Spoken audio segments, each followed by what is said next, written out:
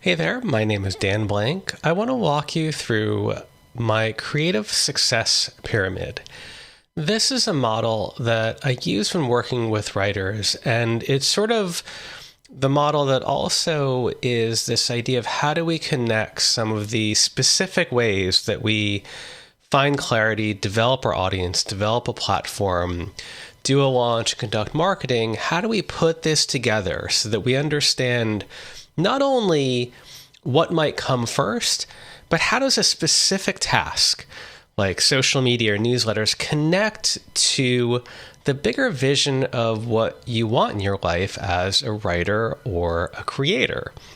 This is a model that I've used for years, day in and day out, with the writers and creators that I work with. So I'm going to give you a brief overview of the different levels, how I use it, and some of the, we'll kind of go through each little aspect of it as well, just so you get a sense of it at a different level than just staring at it on a screen.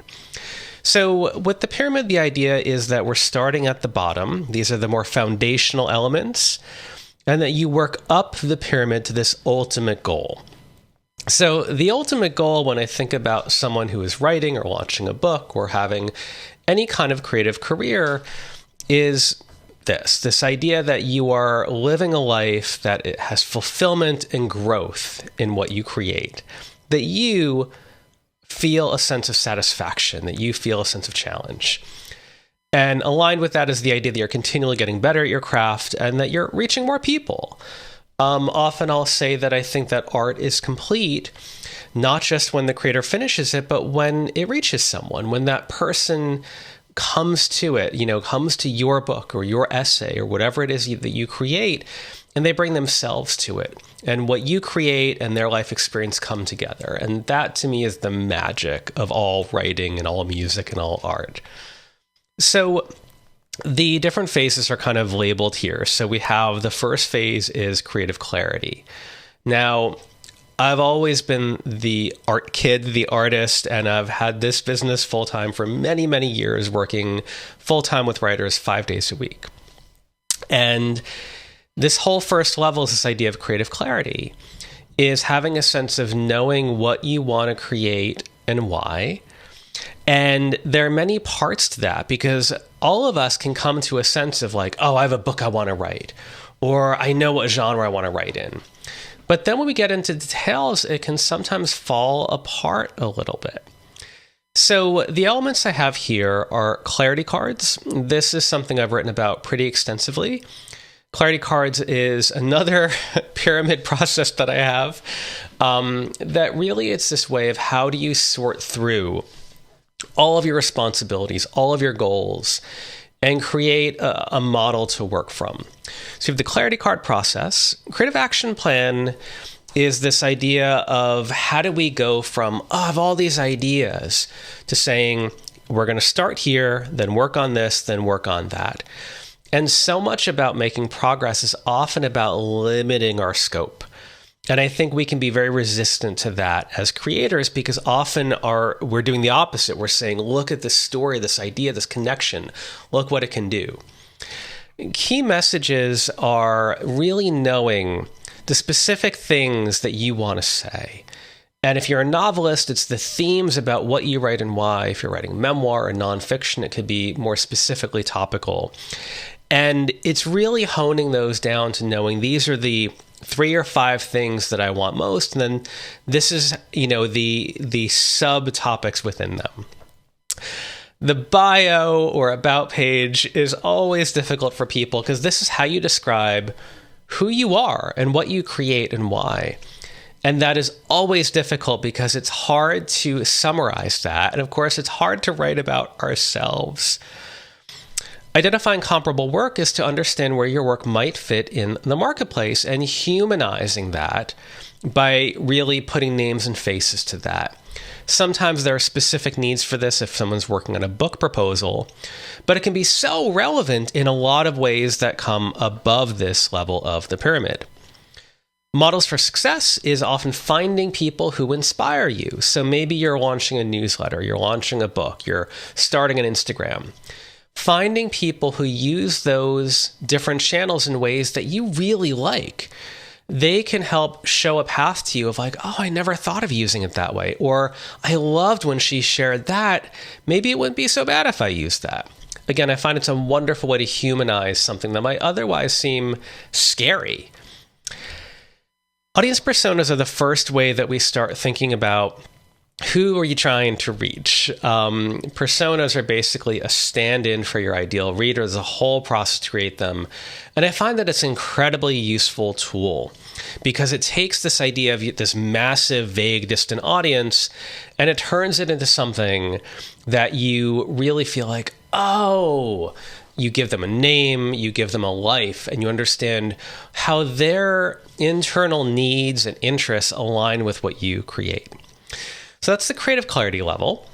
The platform level is encompassing many things you might already, be familiar with in some ways.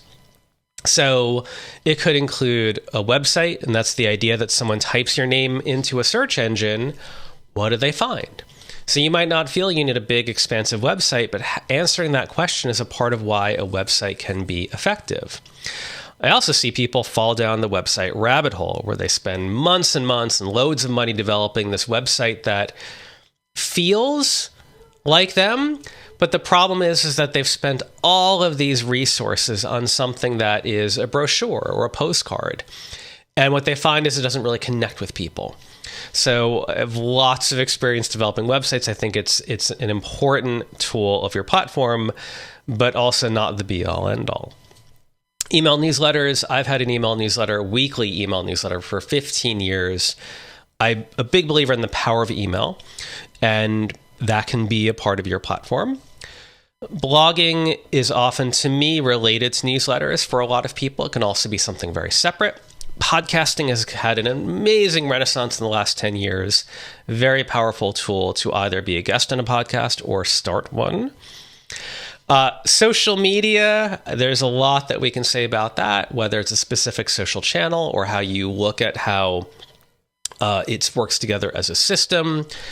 And marketplace research, it connects back to some of what we talked about earlier. So the next level, we talked about comparable work, models for success, personas. It's the idea of, well, gee, now I have a sense of these things. How can I go out there? What's out there? Where would my book be shelved? Who else are people subscribed to? Who else are they following on a social network that aligns with why they might want to follow me? So that's the build your platform level. The create and share level is where you're filling these different channels with not just content, but with words and ideas and stories that matter to you. So this is where we have a content strategy.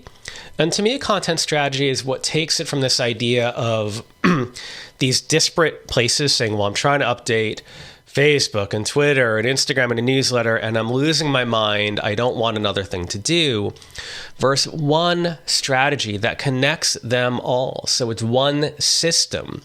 So that by updating one, you are somehow supporting another. And it's also something that becomes sustainable, which is so critical with all of this because obviously, if you are a writer or creator, your creative energy is an important resource. You don't want to be spending all of your time just filling in these channels so that you're not able to do what you love most, which is write and create. The editorial calendar is a really powerful tool of how we go from the big picture of how you put stuff out there to specific day by day, week by week of finally finding that balance of how can you plan ahead to a certain degree and also stay visceral and in the moment. And an editorial calendar is a really powerful way to do that. I've used this for years and years and years. I used to work with a lot of different magazine brands, and I've sat in on many, many meetings, many strategies with different magazines with their editorial calendar. So I'm kind of pulling that from the rich history of the magazine world. Generosity and curation speaks to that idea that so much of what it means to be out there is not just creating and publishing. It is that you are a part of an ecosystem. There are other people who are writing in your genre or your topic, people that you like, people that you should know. You should have colleagues, which we'll talk about in a moment. The idea of being generous and curating the work of others is a really key aspect of what social media in general has taught us over the last 10 to 15 years. Social engagement is the idea of not just what you share, but how you show up in the feeds of other people.